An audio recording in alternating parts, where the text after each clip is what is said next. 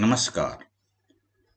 BA प्रथम वर्ष संस्कृत के प्रथम प्रश्न पत्र के अंतर्गत आप सभी का स्वागत एवं अभिनंदन है।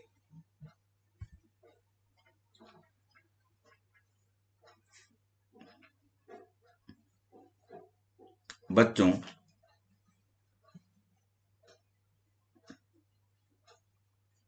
इस कालांश में बीए प्रथम वर्ष संस्कृत के प्रथम प्रश्न पत्र के अंतर्गत अलंकार प्रकरण का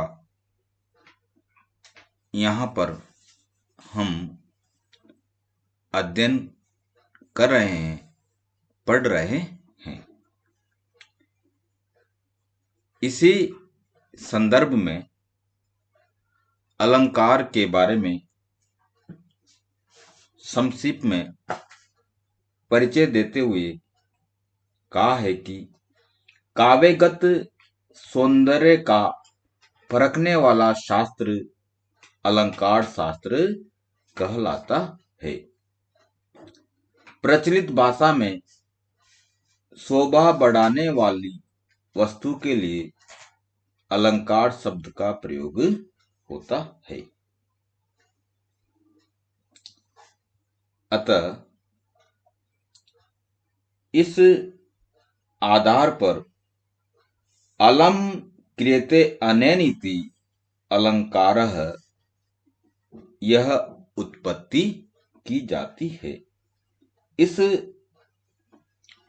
अर्थ के द्वारा काव्य की शोभा बढ़ाने वाले धर्मों को अथवा तत्वों को अलंकार कहा जाता है। यथा काव्य शोभाकरान धर्मान अलंकारान प्रचक्षते, यह अलंकार की परिभाषा दी गई है। अलंकार शास्त्र के प्रथम प्रवर्तक आचार्य के रूप में महाकवि भामह की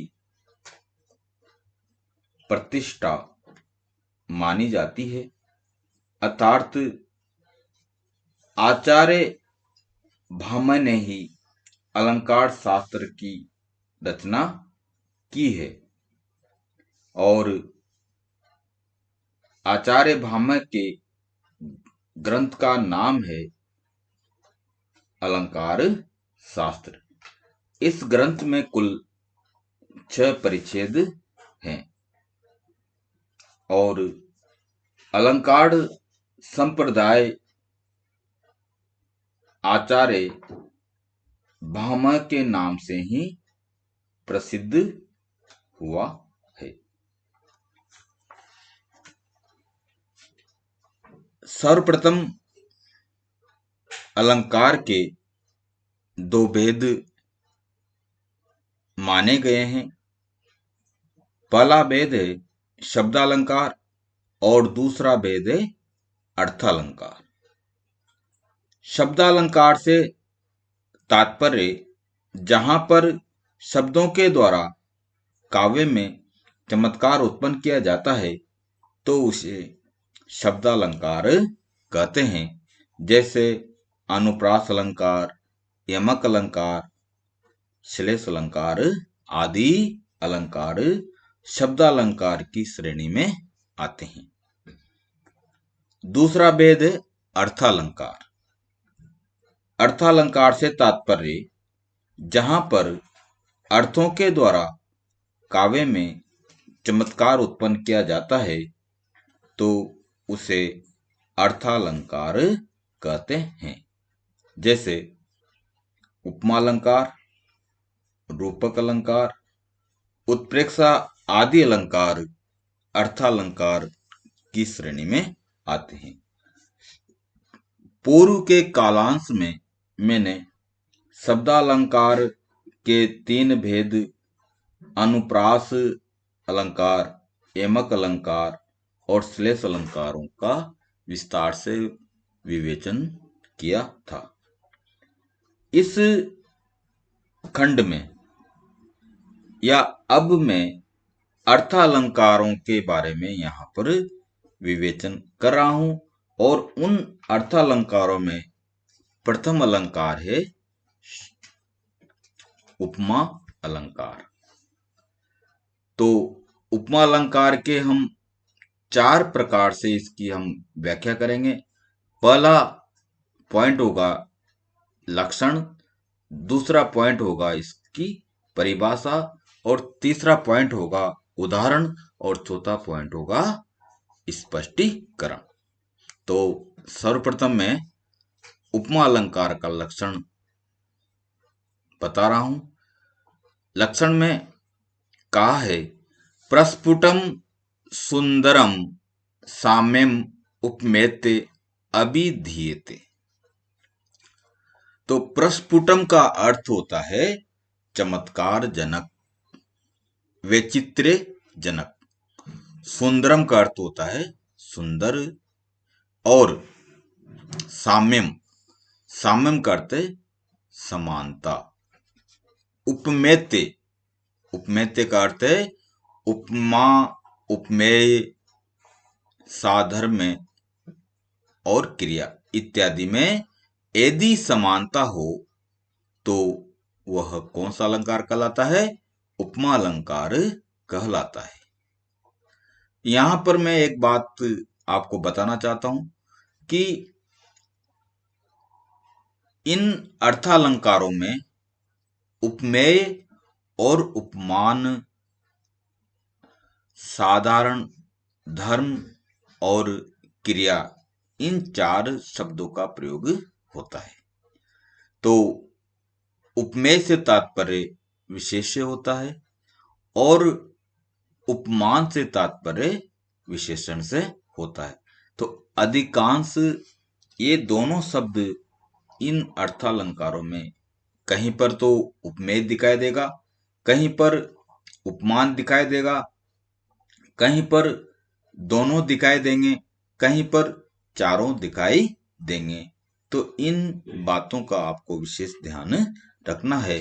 तो यहां पर भी यही कहा जा रहा है कि उपमेते, उपमेते का अर्थ होता है उपमेय और उपमान इत्यादि में साम्यम, साम्यम का अर्थ होता है समानता हो तो वह उपमा अलंकार कहलाता है। तो प्रस्फुटम का अर्थ क्या?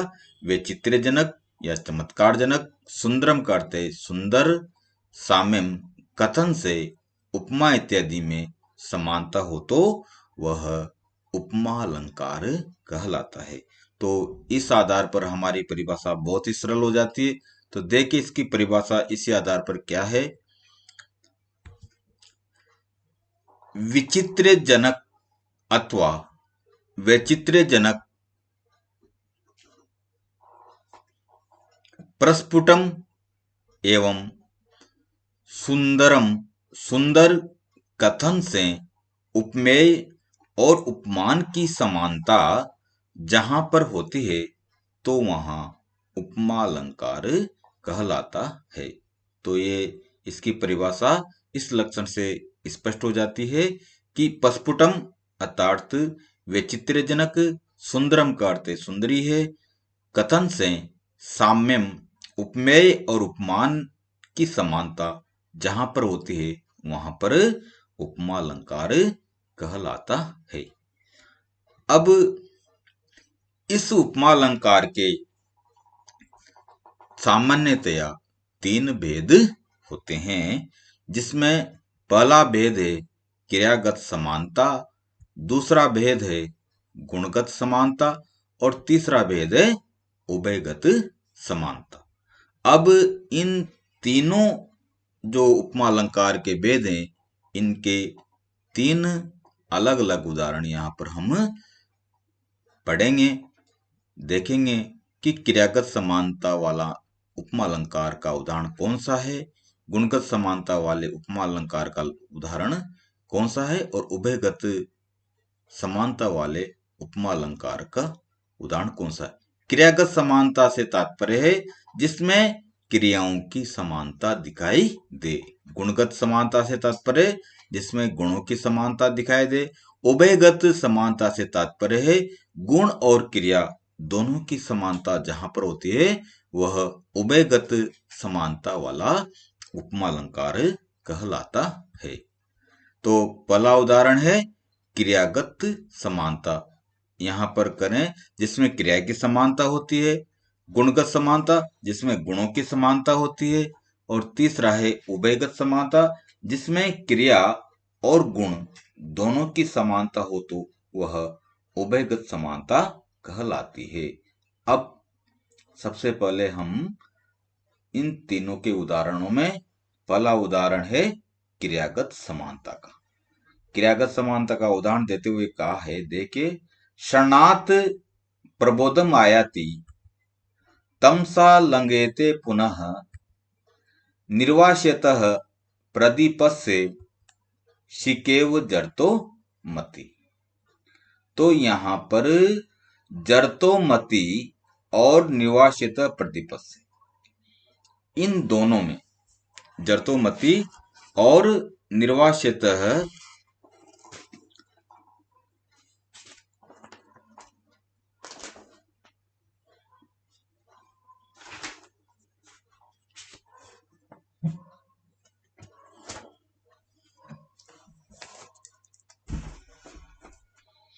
जरतोमति, जरतोमति का अर्थ होता है वृद्ध व्यक्ति की बुद्धि। और निर्वास्यतः प्रदीपस्य, निर्वास्यतः प्रदीपस्य का अर्थ होता है बुझते हुए दीपक की लो। तो जरतोमति यह यहाँ पर उपमेय है और निर्वास्यतः प्रदीपस्य सिकेव यह उपमान है। अब यहाँ पर इन दोनों उपमेय और उपमान में कैसे समानता है? शरणात् प्रबोधम आयाति तमसा लंघेते पुनः। तो पहले हम जरतोमति अर्थात वृद्ध व्यक्ति की बुद्धि, इस उपमेय के बारे में यहाँ पर मैं बता रहा हूं कि उसकी बुद्धि में क्या होता है। शरणात् प्रबोधम आयाति, वृद्ध व्यक्ति की बुद्धि क्षण भर के लिए तो चैतन्यता को प्राप्त हो जाती है। अर्थात हम जो अधिक उम्र वाले व्यक्ति होते हैं उनसे हम पूछते हैं कि आपने खाना खा लिया, तो कभी कभी तो वह कहते हैं कि हमने खाना खा लिया है, और थोड़ी देर बाद फिर दोबारा हम पूछते हैं कि खाना खा लिया, तो वह कहते हैं कि मैंने खाना नहीं खाया है। अर्थात उनकी जो बुद्धि है वह किसके समान है? निर्वास्यतः प्रदीपस्य, बुझते हुए दीपक की लो। तमसा लंघेते पुनः, फिर से वह मतलब जागृत अंधकार को प्राप्त हो जाती है, थोड़ी देर के लिए वह अंधकार को प्राप्त हो जाती। तो निर्वास्यतः प्रदीपस्य, बुझते हुए लो के समान वृद्ध व्यक्ति की बुद्धि होती है। तो यहां पर स्पष्टीकरण करते हुए कहा है कि प्रस्तुत उदाहरण में उपमेय वृद्ध व्यक्ति की बुद्धि और उपमान बुझते हुए दीपक की लो, इन दोनों में आयाति और लंघयते क्रिया की समानता होने के कारण यह क्रियागत समानता वाले उपमा अलंकार का उदाहरण है। अब दूसरा जो उदाहरण है वह है गुणगत समानता। गुणगत समानता का उदाहरण देते हुए कहा है, हरस्तु किंचित परिलुप्त देरेह चंद्रोदया आरंभ इवा अंबुराशिः उमामुखे बिंब फलाद्रोष्टे व्यापार्यामास विलोचनानि। तो यहाँ पर दो, एक उपमान है, एक उपमेय है। हर, हर यहाँ पर शिव, ये उपमेय है। और अंबुरासी समुद्र, अंबुरासी से तात्पर्य क्या है? समुद्र। यह इस उदाहरण में उपमान है। अब इन दोनों में गुणों की, कौन से गुण की समानता है, इसी के बारे में यहां बता रहे हैं। धैर्य, धैर्य क्या है? यहां पर गुण है। तो हर उपमेय और अंबुरासी समुद्र में किस कारण से समानता है? धैर्य, धैर्य गुण की समानता है। तो यहां पर इसका थोड़ा सा मैं अर्थ बता देता हूं कि दोनों में किस प्रकार से समानता है। कि हरस्तु किंचित परिलुप्त धैर्य, हर करते शिव जी का, यद्यपि शिव जी को बड़ा ही धैर्यशील व्यक्ति माना गया है, उनमें उनके ऊपर किसी प्रकार का प्रभाव नहीं होता है, लेकिन यहाँ पर उसी का वर्णन कर रहे हैं कि हर तू, किंतु हर शिव जी का किंचित कुछ समय के लिए परिलुप्त धैर्य, अपना धैर्य लुप्त हो जाता है। और जब उनका धैर्य लुप्त हो जाता है तो क्या करते हैं? वह उमा मुखे, उमा मुखे करते पार्वती के मुख पर। और वो मुख कैसा था? बिंब फलाद्रोष्टे, बिंब फल के समान अद्रोष्टों वाली उमा मुखे पार्वती के मुख पर विलोचनानी व्यापार्या मास, अपने नेत्रों का उन्होंने प्रवाह किया। अर्थात क्षण भर के लिए शिव जी का धैर्य लुप्त हो जाने के कारण उन्होंने भी पार्वती की ओर क्षण भर के लिए देखा। इसी प्रकार यहां पर करें अंबुरासी समुद्र में, समुद्र को जानते हो आप, समुद्र में अनेक नदियों का जल उसमें समाहित हो जाता है, फिर भी वह अपनी सीमाओं को नहीं लांघता है। अर्थात वह समुद्र भी बड़ा ही धैर्यशील होता है। लेकिन चंद्रोदया आरंभ, जब चंद्रमा का उदय होता है तो उस जो धैर्यशील जो समुद्र है, परिलुप्त धैर्य किंचित, कुछ क्षण के लिए उसका धैर्य भी नष्ट हो जाता है। और जब ज्वार भाटा आता है तो वह उन सीमाओं को लांघ देता है।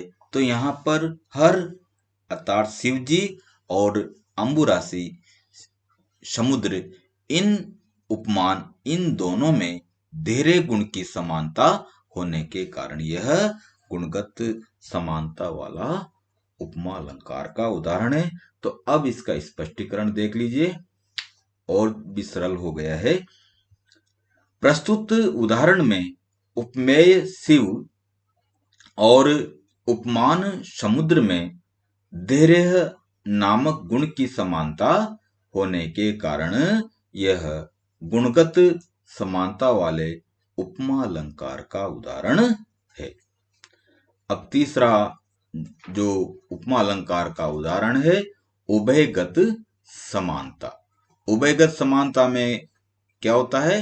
गुण और क्रिया, इन दोनों की समानता होती है। तो इसका उदाहरण देखिए। स्नपयति हृदय सम स्नेह निसंदनी ते दवल बहल मुग्धा दुग्ध कुल्लेव दृष्टि। तो यहां पर दृष्टि उपमेय है और दुग्ध कुल्लेव यह उपमान है। दुग्ध कुल्लेव का अर्थ होता है दूध की धार या दूध की नदी।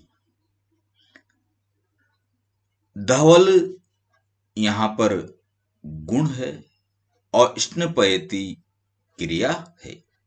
हमें उभयगत समानता में तीनों चीज देखनी है। उपमेय क्या है? दृष्टि, यहां पर दृष्टि से तात्पर्य नेत्र, यह उपमेय है। दुग्ध कुल्लेव यह उपमान है। और धवल गुण है, स्नपयति क्रिया है, इसीलिए यह उपमालंकार का उदाहरण है। तो इसका कह रहे हैं कि तो इसका स्पष्टीकरण हो जाता है। प्रस्तुत उदाहरण में उपमेय दृष्टि और उपमान दुग्ध कुल्लेव में स्नपयति और धवल गुण की समानता होने के कारण उभयगत समानता वाला उपमालंकार का उदाहरण है। तो इस प्रकार उपमालंकार के 3 भेद होते हैं। इसका लक्षण है प्रस्फुटम सुंदरम साम्यम उपमेत्य अभिधीयते। और इस उपमालंकार के 3 भेद हैं, क्रियागत समानता, गुणगत समानता और उभयगत समानता। धन्यवाद।